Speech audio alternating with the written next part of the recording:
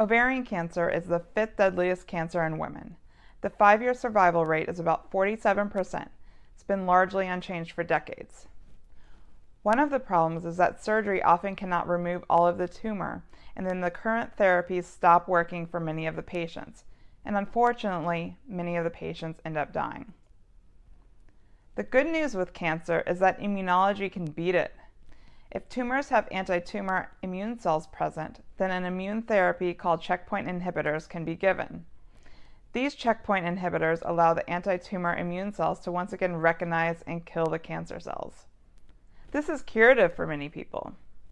The problem is that only about 10% of ovarian cancer patients respond to this immune therapy. Our question is, how can we get immune therapy to work for more ovarian cancer patients? Well, encouragingly, studies have shown that ovarian cancer patients with anti-tumor immune cells have better survival outcome than patients with no anti-tumor immune cells present within the tumor. Cold tumors are tumors without anti-tumor immune cells present, and hot tumors are tumors that do have these anti-tumor immune cells present.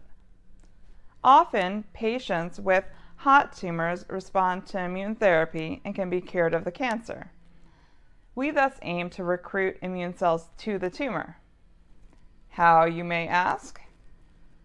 We hypothesize that we can treat tumors with epigenetic therapy to increase recruitment of immune cells to the tumor. What is epigenetics, you may ask?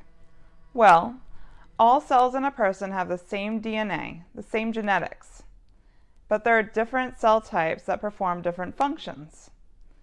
Epigenetics in the Greek translation means above or beyond genetics. This is what controls genes, what controls what parts of the DNA are on and off. So cancer cells can put a red stoplight on a gene, a methylation mark, and that stops these genes from being expressed. We can give these genes a green light so that they are expressed again by giving these epigenetic therapies. This causes expression of these ancient viruses in cells, and this activates immune signaling. We hypothesize that this immune signaling causes recruitment of anti-tumor immune cells to the tumor. Other studies have shown that patients survive longer when given these epigenetic therapies when compared to those given the standard of care, which is chemotherapy. And for my thesis, I have shown that these epigenetic therapies increase recruitment of these anti-tumor immune cells to the tumor and prolong survival in ovarian cancer.